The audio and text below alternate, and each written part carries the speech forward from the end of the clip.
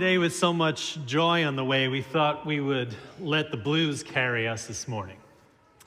It helps us to acknowledge that not everyone is in a merry mood today, but also it contrasts with the joy of this evening, and you better come to one of the services. We worked hard on them.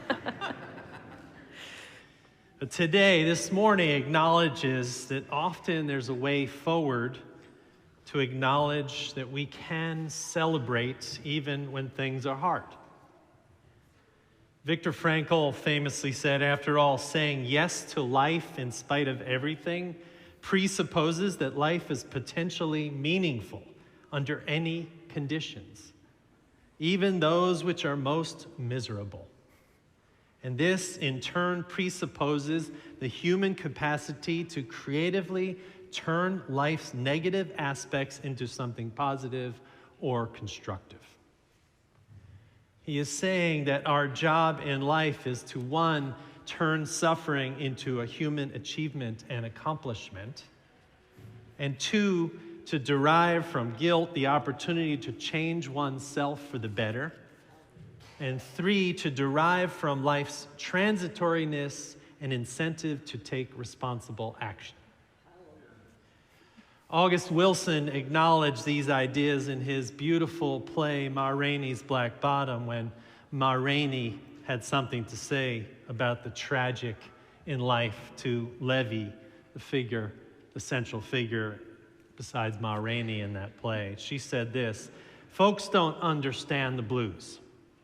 They hear it come out, but they don't know how it got there. They don't understand it's life's way of talking. You don't sing to feel better, you sing because that's the way of understanding life. The blues help get you out of bed in the morning. You get up knowing you ain't alone," she said. "There's something else in the world. Something's been added by that song. This be an empty world without the blues," she says. "I take that emptiness and I try to fill it up with something." In this play, Wilson was grappling with what we would call epistemology and theodicy. He's creating this philosophical and theological question of how one could claim God to be good, all-powerful, or all-knowing while pain persisted, especially the kind of pain a black man or woman in 1927 might confront just one generation after slavery. Wilson's epistemological frame and challenge is a good one for us. Put another way, how do you celebrate in the face of despair? How do you have hope when all seems lost? Where is God in suffering and struggle, he asks. And our answer might be, in all of it, and in all ways. We persist despite the struggles we encounter because it is the only way forward.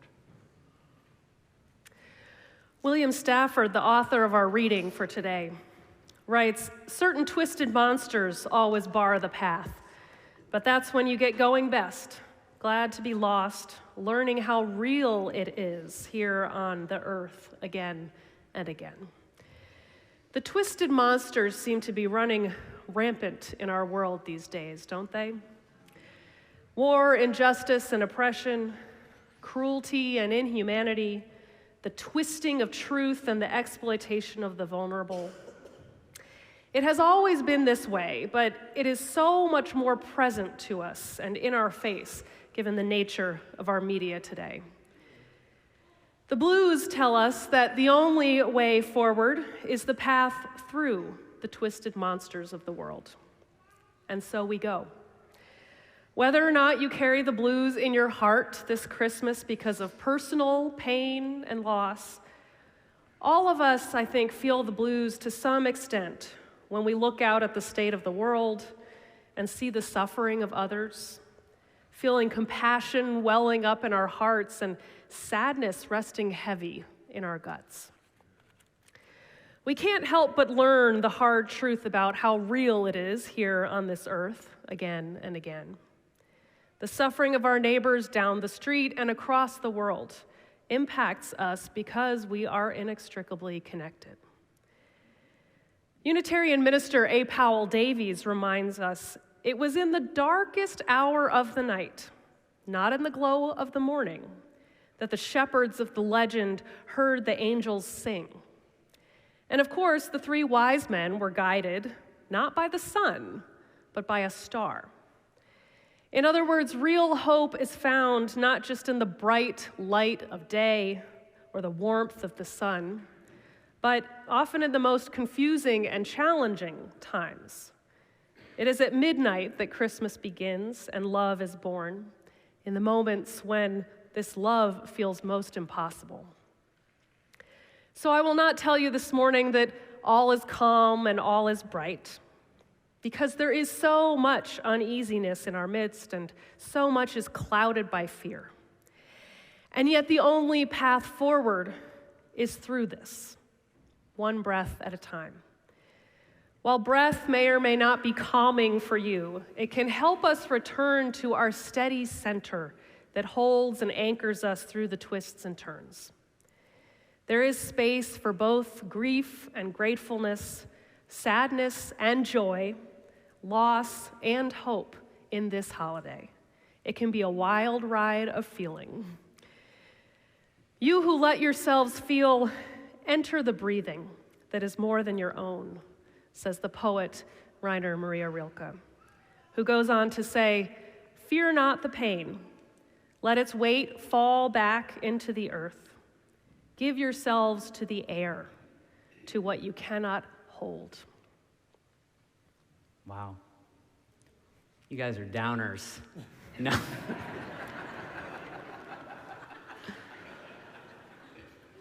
That's right. That's right. I get it too. No, I'm just kidding. I hear you both. I do. Daniel, with your questions about suffering and what it means when we also believe in a loving divine presence, and Beth, talking about compassion and the empathy that we have for our neighbors, how it weighs on our hearts. Even if we might not be going through the same hard times at the moment, these ideas are more than just the groundwork of an understanding of the blues. They're the groundwork for understanding each other, for understanding our each individual faiths. August Wilson died in 2005, but one of the important things he did in his life was always to speak with children interested in the arts. In an interview at the Kennedy Center with children interested in theater, and particularly, Wilson said that the emotional experience of the theater is present at church, is present in the faith and experience of a faith community. Wilson says it's actually the experience of coming together and feeling a change. He calls it a catharsis in that time of worship, in that space of praise that he tries to bring to people through his theater. Places and times like this, places and times when we come to hold our enormous feelings for the earth and ask questions that we fear are impossible to answer, are how we experience that change.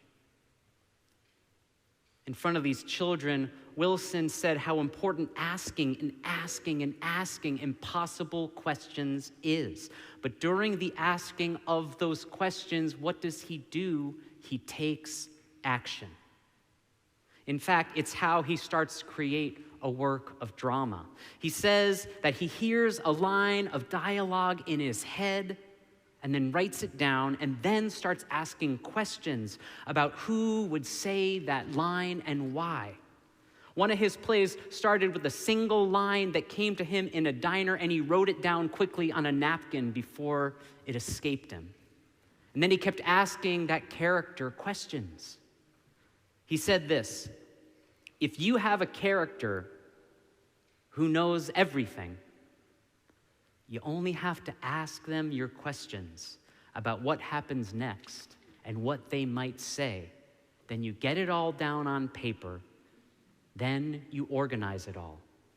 You practice your craft. It could have been Ma Rainey's line that Daniel read about the blues. You get up knowing you ain't alone. There's something else in the world. Something's been added by that song. That came to Wilson to start his craft of his masterwork. For us, for you, it could just as easily be that line from Rilke that Beth shared, "Fear not the pain. Let its weight fall back into the earth. Give yourselves to the air, to what you cannot hold." Maybe that is what starts your own questions, your own action. Both speak to the void, both hold the emptiness that many feel right now, both ask those fearful questions we have for our Maker, those fearful questions we have for our friends. The questions come, and then the craft. When I lose faith, I say good riddance. Because we always have the craft. The pieces can be remade, can be rebound, can be reorganized, torn apart by these new, harder, these deeper questions. Meet the inspiration of the sages and the saints, encounter the living of our own days, and can be forged again from wisdom, hammered out on anvils of loss, until a newer, a finer, a more beautiful instrument of our faith is remade again. I've never seen an angel bend near the earth to pluck a harp of gold, but I have had 3 chords and the truth plucked from a guitar just like that one to heal my soul again, and how. So thank you for that. The pain that gives birth to the blues when shared is the joy of understanding. The pain of receiving no answers when shared is the joy of asking new questions. The pain of a world in trouble when shared is the joy of remaking it again together. May we all keep asking, keep crafting, and keep making of this world one where all may thrive, all may grow, all may love in freedom. May it ever be so. Bless you all, and amen.